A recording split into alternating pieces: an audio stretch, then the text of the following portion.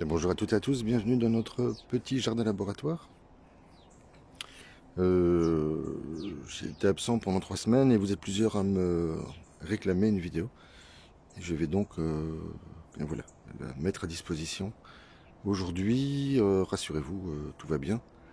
Simplement, il y a eu énormément de travail, notamment la récupération du broyat qui a pris place dans ce petit jardin. Ça m'a pris plusieurs jours. Alors, je récupère également, je continue à récupérer des matériaux. J'ai ainsi trouvé ce genre de décoration de pieds de sapin pour la période de Noël. Et je vais peut-être... allez, je vous dis pas ce que je vais en faire. J'ai également récupéré du compost, une grande quantité de carton, de nouvelles palettes, une bâche pour jacuzzi. Qu'ai-je encore récupéré? Eh bien, vous voyez, hein, plein d'éléments métalliques, ainsi que du bois. Mais le travail le plus important a constitué au placement de ce mulch, de ce broyat d'aubépine. Et allez, je vais vous montrer, faire un peu le tour. J'ai récupéré du plexiglas également, que je vais devoir redécouper et pour en faire une structure. J'ai récupéré de grandes palettes. Alors, il y a beaucoup de désordre. J'ai encore récupéré du bois pour faire mes pyramides pour l'été prochain. J'en ai profité également pour réaménager mes bacs à compost.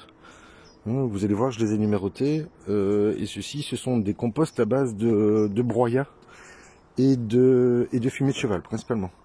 Ça, c'est ce qui me reste d'aubépine parce qu'il y a certainement quelques retouches à faire au fur et à mesure des mois. Celui-ci est un broyat dégradé d'une seule année qui était placé au sec. Vous voyez, le mycélium s'est installé. Je vais simplement le laisser cartonner pour l'hiver. Et je vais ensuite, l'année prochaine, pouvoir le tamiser et le récupérer. Et j'en ai un troisième ici qui est prêt. Qui est rempli de rict et qui est donc un futur terreau. Et c'est la raison pour laquelle je l'ai recouvert d'une bâche. Pour éviter qu'il ne s'imbibe de trop. Alors cette partie-ci a également été retravaillée, mais il me reste encore pas mal de travail. Vous vous apercevrez que la structure qui était présente ici avec les fleurs a disparu et je suis en train de préparer mes nouveaux bacs qui vont recevoir les oignons, les Red Arrow, les Shakespeare, les Sunsui, les échalons et que je ne dis pas de bêtises, et les oignons sauciers. Alors vous voyez que malgré les températures et l'hiver qui s'installe lentement, il fait à peu près, que je ne dis pas de bêtises, il faisait à 6h30, il faisait 6,4 en température, on doit être autour de 8 maintenant. Et bien malgré ces températures très froides, eh bien vous observerez qu'il y a toujours les tomates. Alors évidemment les plants ont été malades, le mildiou ne s'installera plus, mais comme vous le voyez, il y a encore quelques jolies tomates. Même les tomates ananas prennent leur couleur. Alors que je vous le disais, cette nuit on a eu à peu près 7 degrés. Voilà, c'est étonnant, c'est ainsi, hein, c'est vraiment une année très surprenante. Alors je vais peut-être pas faire tout le tour aujourd'hui avec vous. Bon, dans l'ensemble ça se passe bien, vous voyez que la plupart des structures et des élévations ont été retirées de ce petit jardin, en prévision de la période hivernale.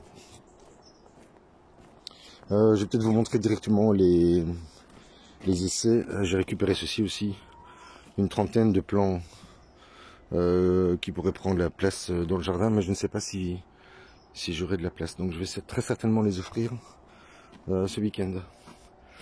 Alors vous remarquez que voilà, les échalons, c'est parti, hein, les Red Arrow, qu'on appelle aussi Baron Rouge, bien, ont commencé à décoller. Vous voyez que certaines alvéoles sont vides parce que j'ai commencé le repiquage. Alors tiens, voici une différence entre les deux compost maison que j'utilise. Celui-ci est un compost, c'est mon compost traditionnel. Seulement les températures de combustion n'ont pas été atteintes comme je le souhaitais. Je n'ai donc pas atteint les 55 degrés, ce qui explique la levée d'adventice dans le dans la plaque alvéolée. Alors que dans celle-ci, j'ai utilisé ce fameux terreau dorique, donc terreau de bois qui a été digéré par les scarabées, et vous voyez qu'il n'y a pas de reprise.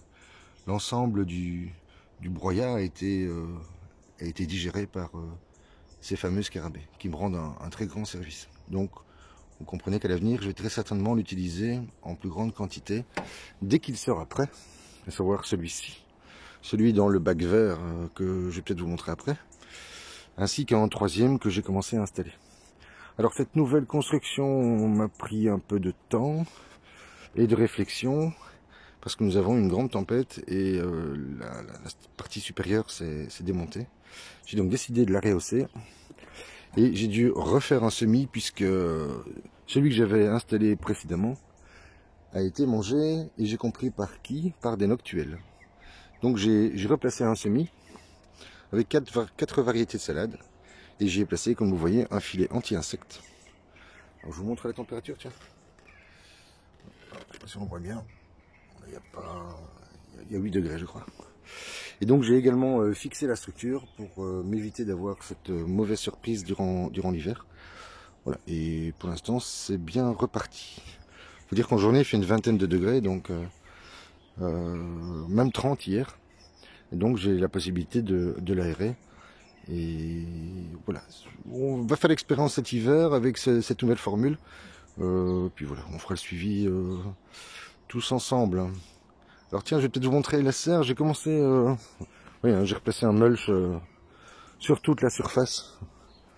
Ici c'est pas très intéressant, c'est du stockage de bois, de palettes que j'ai démonté principalement. Vous voyez que j'ai replacé un mulch partout, avec du carton brun, sans engrais, sans plastique, de manière à limiter la montée des glands de chêne, parce que j'ai ici un superbe chêne. Malheureusement, voilà, très régulièrement j'ai de jeunes plants qui réapparaissent. Voilà, cette partie-ci n'a pas encore été faite. Il me reste à peu près 5 mètres en longueur à terminer. Mais je vous montre rapidement la serre. Vous voyez que j'ai amélioré la fermeture. J'ai découvert ceci dans une poubelle. Je sais pas si vous voyez ce que c'est. Hein, je sais pas comment on appelle ça. C'est pour recouvrir les tuyaux d'eau froide ou les tuyaux de radiateur. Et je l'ai placé pour rendre cette fermeture un peu plus hermétique. Tiens, on a une copine qui est là. Où est-elle? Je sais pas si on la voit bien. Coccinelle, allez. Faites pas attention, la serre n'est pas encore très bien rangée. Alors voilà ce que ça donne. À gauche, les outils que je dois encore traiter. À droite, tout ce qui est vis que j'utilise beaucoup dans ce petit jardin. Et dans la partie médiane, c'est la partie où je stocke une partie de mes graines et je fais mes semis. Et dans le fond, près d'un des 2 points de chauffe, se trouvent les semis, mais je vais vous en montrer quelques-uns. Tiens, entre parenthèses, voilà la dernière récolte que j'ai réalisée. Nous sommes vendredi, que j'ai réalisé début de semaine. Mais oui, hein, tomate ananas, splendide. Elle est mûre. Ici, je ne sais pas si vous voyez, en touchant légèrement, voilà, on devine qu'elle se laisse aller. Voilà quelques piments dont le nom m'échappe à l'instant, les petits pimentos, les poivrons, tomate muse, hein, qui fut finalement, ben voilà, gage de réussite cette année. 3 variétés de tomates cerises, la tomate citron, la tomate Paul Robson, Paul Robesson, voilà, qui a décidé il y a déjà un certain nombre d'années de réaliser cette tomate bicolore. Et quand elles sont réussies, elles sont plutôt agréables en bouche. Ça c'est une petite merveille hein, cette année. Voilà, ça, malgré la saison qui a été ratée, voilà, ça c'est une de mes préférées. La Sweetest Queen, quelques jaunes, perles. Voilà, mais ici, je crois que celles-ci, je les aurais pas. Ça, ce sont les tomates russes, voilà, qui ont de jolis formats, hein, mais voilà, c'est ainsi. Et quelques dernières courges, puisque j'ai enlevé mes plants. Alors, qu'est-ce que je peux vous montrer ici? Bon, ben, tous ces bacs sont toutes ces valisettes sont remplies de graines. J'ai commencé le tri, il va falloir que j'en fasse un deuxième. Puis je vais les rentrer à l'abri durant les 3 prochains mois, avant de commencer les premiers autres semis en janvier. Ça, ce sont toutes mes graines de tomates, de même qu'ici dedans. Et ici, là, ce sont les légumes racines. Et ici, voilà, c'est encore du tri à faire. Ce sont des différentes graines qui proviennent de différents fournisseurs et d'un certain nombre de pays. Là, je suis toujours un peu curieux d'aller voir ce qui se fait à l'étranger. Et souvent, c'est fort intéressant. Alors ça, ce sont des bleds. J'ai lancé les premiers semis le 5, donc il y a 3 jours. J'ai fait un repiquage ce matin de Regina Di Maggio. Je ne sais pas si vous voyez ce que c'est. Ce sont des salades rouges. Elles sont ici à l'avant-plan.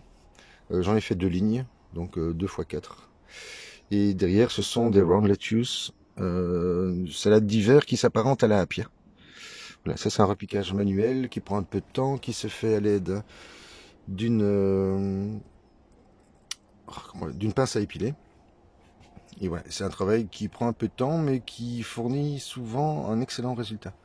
Bien meilleur que ce que l'on trouve parfois en jardinerie. Alors ici, ce sont de nouveaux semis d'oignons et d'échalotes. Toujours des barons rouges, tout comme ici, parce que manifestement ils prennent un peu plus de temps à lever. Et ceci, à la différence des autres, ils ont été coupés en dessous, donc au niveau du système racinaire, et ils ont été coupés au-dessus. Et l'avantage, c'est qu'ils devraient se démultiplier. Sans doute par 2, voire 3. Qu'est-ce que je peux encore vous montrer? Oui, tout ça c'est de la récup, c'est du tri. Ça, ce sont les œufs qu'Étienne m'apporte, on va dire 1 fois par mois, et qui me permettent d'apporter un peu de calcium dans mon petit jardin. Ça, ce sont les nouvelles variétés qui prendront place début de l'année prochaine. Ce sont des pois mange-tout de Grasse. Je les ai achetés maintenant parce que j'ai eu 80% dessus et ils sont valables jusqu'à l'année prochaine, jusque même pour celui-ci en 2026. Voilà, c'est en 140 grammes. Il y aura également les perles du Rhin, parce qu'habituellement je mettais cet autre produit allemand, mais voilà, je trouve qu'en fin de saison ils sont moins suaves, moins sucrés, et j'attends beaucoup de cette nouvelle variété. Nous essaierons également cette année sur des structures pyramidales un peu plus grandes que celles que je réalise d'habitude, des haricots à rame, les cocos de Prague, langue de feu, voilà, qui sont également excellents. Ceux-ci prendront place dès le mois d'avril, si tout va bien. Et date de validité, voilà, 2024. Hein. N'hésitez pas à faire vos courses maintenant. Alors, je vous montre rapidement le jardin. Mais j'essaie de ne pas vous ennuyer longtemps. Bon, il reste beaucoup de choses à nettoyer. Alors l'an prochain, c'est décidé, j'aménage une super structure pour le coqueret du Pérou, parce que il prend une taille assez impressionnante et c'est un vrai régal. Allez, je vais essayer de vous en montrer un, bien qu'à la main ce n'est pas facile de les enlever. Alors voilà ce que ça donne. Vous allez découvrir une petite boule orange. Oh, mais c'est pas très important. Voilà. Et ça c'est extraordinaire, ça a le goût du jus d'orange frais. Et en particulier pour ceux qui connaissent les oranges de Floride ou de montagne.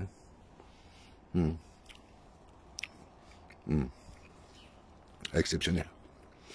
Alors cette structure avec les fraisiers et les salades a été complètement réaménagée. J'ai retiré une des 4 plaques qui étaient présentes pour y installer de part et d'autre un système de fermeture qui ne permet plus au vent de passer par-dessous. Parce que je me suis rendu compte que, eh bien, ce sont des plantes qui aiment la chaleur. Et le fait de leur laisser les pieds au froid, ça joue en leur défaveur. Alors, oui, les salades, hein, sans arrosage, sans protection. C'est la 4e expérience maintenant, ou peut-être même la 5e, faudrait que je vérifie mes notes. Dans ce qui n'est plus du tout la matière organique. C'est simplement les systèmes racinaires dégradés des salades précédentes qui les nourrissent.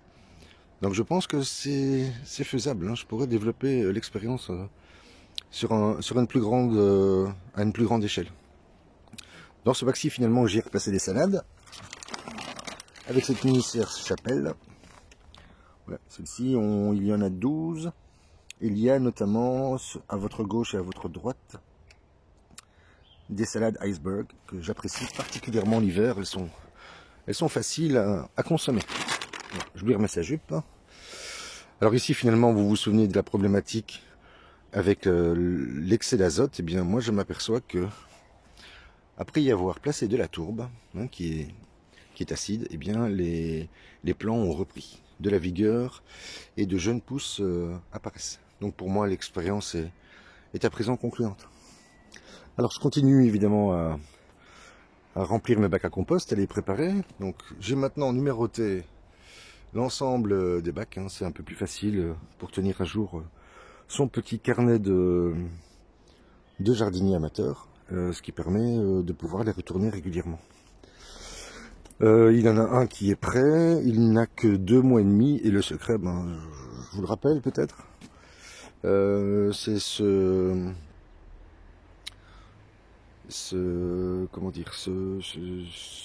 paillettes de bois associées avec de l'azote, mais également une très grande quantité de carton que j'utilise régulièrement. C'est de la cellulose, elle permet de nourrir les bactéries et les champignons. Elle forme de formidables réserves d'eau, d'humidité au centre du bac qui fait 1 mètre par 1 mètre. Et l'avantage, c'est que bien ça entretient la montée en chaleur dans ce bac, et donc qui permet d'obtenir un très bon compost en quelques semaines seulement. Alors ici, ça a été également réaménagé. Voilà, j'ai la chance d'avoir un châtaignier au-dessus de moi, et donc je les récupère voilà, à peu près tous les jours, je dirais. Je mets un coup de balai, hein. Ça fait rire un ami parce que je suis sans doute le seul jardinier à brosser son jardin, mais c'est ainsi. Je vous fais un plan depuis ce lieu. Ah oui, j'ai également réinstallé le fumier, hein, qui me permettra de... Enfin, j'ai maintenant une grande planche qui est nourrie et qui sera à nouveau nourrie à partir du mois de février, si tout va comme je le souhaite. Alors les framboisiers, hein, vous vous souvenez de la taille de février? Ouais, je maintiens et je persiste, hein. Voilà, ça c'est la 2e récolte, ce sont des remontants. Et il y en a, je vous dis, on en a encore ramassé hier plus de 300 grammes. Alors les cartons, hein, dont je vous parle, que je récupère en permanence. Mais je voulais vous montrer, et puis je terminerai ici très certainement, le résultat qu'on obtient avec cette technique de compostage. J'ai réussi, je pense, en 2 ans voilà, à réaliser une technique qui me convienne. Alors, je ne sais pas si vous devinez la qualité de ce compost. Là, je pourrais mettre la main, le nombre de vers de terre, hein, qui adore le carton également, hein. Donc vous voyez, hein, et on sent la chaleur tout de suite. Et il faut encore évidemment le tamiser une nouvelle fois. Mais voilà, moi je pense que c'est un petit bijou. Et l'odeur, bah, ça ne sent pas, ça sent la terre. Ça ne sent pas le pétrichor ni la géosmine, mais ça sent la terre. Voilà, je vais le recouvrir.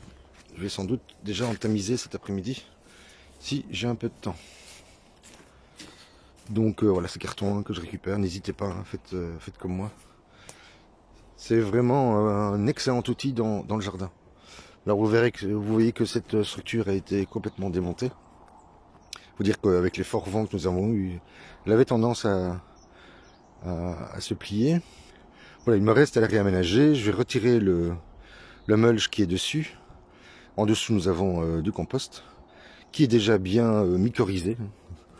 On peut le voir ici, par exemple, grâce au fin broyat que j'ai placé à l'intérieur. Et je devrais y placer des oignons. Alors j'hésite encore à réaliser des structures comme celle-là avec des voiles anti-insectes et anti-oiseaux. Parce que les oiseaux vont faire leur retour très prochainement. Et ils viendront déjeuner dans ce jardin pendant une partie de l'hiver. Même si je leur ai installé des zones de nourrissage. Allez, je vous montre pour terminer les salades dans le bac à aurict parce que je vais très certainement les retirer dans les 48 heures. Elles vont être distribuées ce week-end. Vous voyez que finalement la technique fonctionne, hein. et sans filet. Je sais pas ce que vous en pensez, mais donc uniquement placé dans du broyat qui est en train d'être transformé par mes scarabées. Voilà, je vous souhaite une belle journée, un beau week-end et je vous dis à très vite.